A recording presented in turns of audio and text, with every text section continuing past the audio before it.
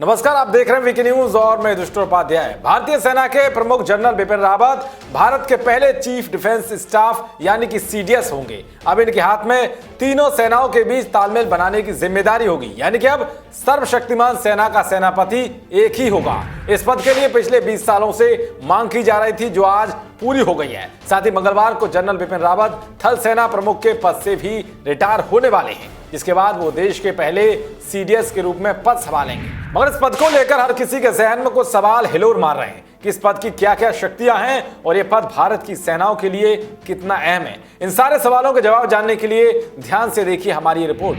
दरअसल भारतीय सेनाओं को और मजबूत बनाने और तालमेल बेहतर करने के लिए पीएम मोदी ने 73वें स्वतंत्रता दिवस पर लाल किले से तीनों सेनाओं के ऊपर एक प्रमुख पद चीफ ऑफ डिफेंस स्टाफ बनाने की घोषणा की थी। उन्होंने कहा था कि यह पद सेनाओं के तीनों अंगों के बीच तालमेल सुनिश्चित करेगा और उन्हें प्रभावी नेतृत्व देगा। और आज इस पद का ऐलान भी हो गया है, जिसके मुताबिक general Bipin Rawat chief of defence staff होंगे। और इस पद की कई खास बातें हैं जो तीनों सेनाओं को मजबूत बनाएंगी। दरअसल पहली खास बात यह है कि चीफ ऑफ डिफेंस स्टाफ सीधे प्रधानमंत्री कार्यालय को रिपोर्ट करेगा, तो वहीं प्रोटोकॉल के मामले में चीफ ऑफ डिफेंस स्टाफ सबसे ऊपर रहेगा। इसके अलावा सीडीएस रक्षा मामलों पर सरकार का सिंगल पॉइंट एडवाइजर होगा और सुरक्षा चुनौतियों से निपटने में सरकार और तीनों सेनाओं के बीच तालमेल बनाएगा। तो वहीं सीडीएस रक्षा और रणनीतिक मामलों पर एकीकृत सैन्य सलाहकार के रूप में काम करेगा और युद्ध के दौरान तीनों सेनाओं के बीच प्रभावी समन्वय कायम करेगा, जो सुरक्षा मामलों पर तीनों सैन्य बलों की ओर से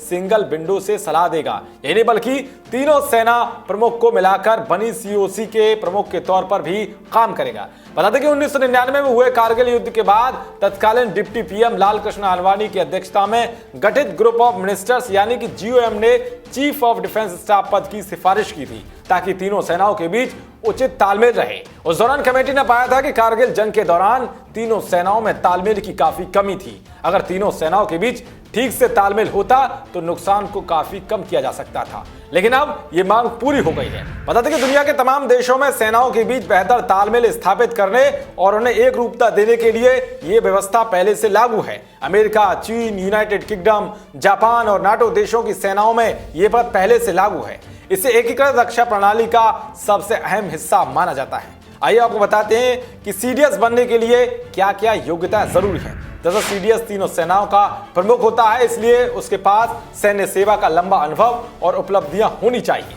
चीफ ऑफ डिफेंस स्टाफ के पद की जिम्मेदारी थल सेना, नौसेना या वायुसेना प्रमुख को दी जा सकती है। तो वहीं अन्य देशों में तीनों सेना प्रमुखों में जो सबसे सीनियर और अनुभवी होता है उसे ही पद की जिम्मेदारी दी जाती है। तो यह चीफ ऑफ डिफेंस स्टाफ के पद की जिम्मेदारियां और शक्तियां जो तीनों सेनाओं के बीच अच्छा तालमेल बैठाना का काम करती हैं। सीडीएस के बारे में ये जानकारी आपको कैसी लगी, कमेंट बॉक्स में जरूर बताएं। देश और दुनिया की तमाम खबरों को पाने के लिए देखते रहिए वीके न्यूज। शुक्रिया।